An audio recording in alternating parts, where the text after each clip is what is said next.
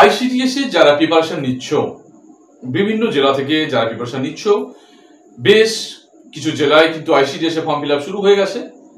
যারা এই আইসিডিএস এ প্রিপারেশন নিচ্ছ বা নতুন ফ্রেশার ক্যান্ডিডেট যারা প্রথমবার এই আইসিডিএস এক্সামটা দেবে, সব জেলাতে হবে। তোমরা জানবে যে পশ্চিমবঙ্গের সকল জেলাতে কিন্তু আইসিডিএস এর ফর্ম ফিল আপ পরপর হচ্ছে, পরপর হবে। যদিও কয়েকটা জেলার রেজাল্ট কবে বেরোবে সেই নিয়ে অপেক্ষা করছে অনেকেই। আজকের যেটা বলবো তোমাদের সেটা হচ্ছে আইসিডিএস এর এই যে এক্সাম দেবে, এক্সামের প্যাটার্ন অর্থাৎ কোশ্চেনের প্যাটার্নটা কিরকম হয়, একদম ডিটেলস বিষয়টা তোমাদের আজকে বলবো যে কোশ্চেনটা কিরকম হয়, ওএমআর শিট দেয় কিনা, বা প্রবন্ধ কিভাবে লেখা হবে, কি বিষয়টা সম্পূর্ণ ডিটেলসটা তোমাদের আজকে বলবো। যারা এই আইসিডিএস নিয়ে পড়াশোনা করছো, আইসিডিএস এর চাকরি করবে বলে প্রিপারেশন নিচ্ছ, তাদের জন্য এই ভিডিওটা অত্যন্ত গুরুত্বপূর্ণ। প্রথমে তোমাদের বলি, আচ্ছা প্যাটার্নটা বলি। প্রথমে একটা কথা বলি, লিখিত পরীক্ষা তোমরা দিলে, অনেকে লিখিত পরীক্ষা খুব ভালো দেয়। লিখিত পরীক্ষায় দিয়ে টোটাল তোমরা জানো লিখিত পরীক্ষা 100 নম্বরের, মানে 90 নম্বর লিখিত, 10 নম্বরের ইন্টারভিউ। লিখিত পরীক্ষায় নাম্বারের ভিত্তিতে কিন্তু তোমরা গণ্য হয়ে গেলে একজন, মানে মানে চাকরির জন্য একটা নিশ্চিত হয়ে গেলে, এটা কিন্তু নয়। এখানে নিশ্চিত হয় কি, লিখিত পরীক্ষা ভিত্তিতে তোমাদের কিন্তু ইন্টারভিউ ডাকা হবে। ধরো তোমরা 100 জন পাস করেছো, 1:5 অনুপাতে, অর্থাৎ কজনকে ডাকা হবে, 20 জনকে ডাকা হবে।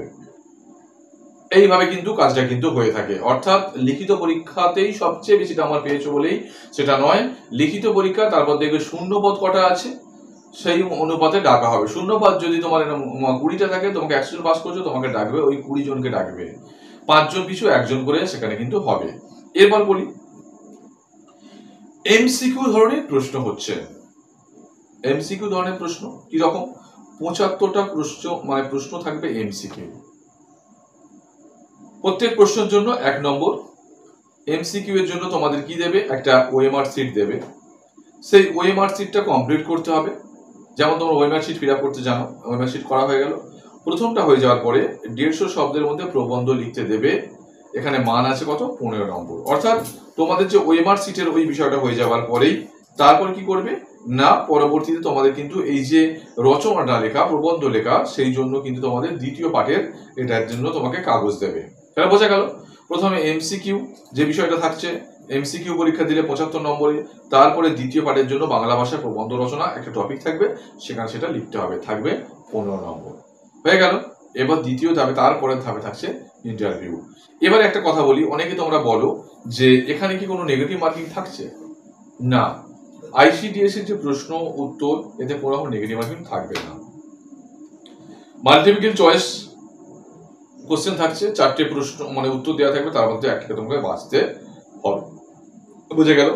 আরেকটা বিষয় গুরুত্বপূর্ণ, পরীক্ষা কেন্দ্রে যখন আইসিডিএস পরীক্ষা কেন্দ্রে পরীক্ষা দিতে যাবে, তোমাদের স্বীকৃত কোনো মানে আইডেন্টি প্রুফ, সে আধার কার্ড হোক, প্যান কার্ড হোক, কি আই কার্ড হোক, তোমাদের লাগবে। সঙ্গে অবশ্যই কিন্তু যে অ্যাডমিট কার্ডটা ডাউনলোড করতে বলবে, সেই অ্যাডমিট কার্ডটা নিয়ে তোমাদের পরীক্ষা দিতে যেতে হবে, না হলে কোনো রকম গ্যারান্টেড ওরা করবে না। এবার দেখে নাও, লিখিত পরীক্ষা পার্ট 1 এমসিকিউ 75টা কোশ্চেন থাকছে। দ্বিতীয় পার্টে থাকছে এসে ইন বেঙ্গলি 15 নম্বরের, 15 নম্বরের কিন্তু রচনা লিখতে হচ্ছে। লিখিত পরীক্ষার বিষয় কি থাকছে, গণিত, প্রবন্ধ, পুষ্টিবিজ্ঞান, সাধারণ স্বাস্থ্য, মহিলাদের সুরক্ষা, সাধারণ জ্ঞান। যেখানে সহায়িকার জন্য থাকছে 8ম শ্রেণী মানের, এবং যারা এই যে কর্মী অর্থাৎ আইসিডিএস এর ওয়ার্কার, তাদের জন্য থাকবে কিন্তু 10ম শ্রেণীর মানের।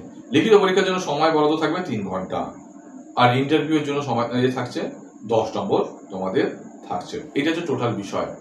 তাহলে 3 ঘন্টার পরীক্ষা দেবে, এমসিকিউ পর্ব শেষ হলে তারপর লিখিত পরীক্ষার জন্য কাগজ দেবে, মানে প্রবন্ধটা লেখার জন্য। এবং এটা তোমরা কোয়ালিফাই করলে, ভালো নম্বর তুললে, তোমাদের কিন্তু সেই শূন্যপদ অনুযায়ী তোমাদের কিন্তু ডাকবে। তুমি পেয়েছো বলেই তোমায় ডাকবে নয়, শূন্যপদটা কটা আছে সেই ভিত্তিতে ডাকা হবে। হয়ে গেল। এই হচ্ছে টোটাল প্রসেস। যারা এই আইসিডিএস এর প্রিপারেশন নিচ্ছ, তারা অবশ্যই কমেন্ট সেকশন জানাবে। তোমাদের এই সম্পর্কিত কোনো সাজেশন প্রয়োজন হলে বা কোনো কিছু জিজ্ঞাসা থাকলে অবশ্যই কমেন্ট সেকশন জানাবে, সাহায্য করার চেষ্টা করবো। ভালো থাকো, দেখা হচ্ছে পরের ভিডিও।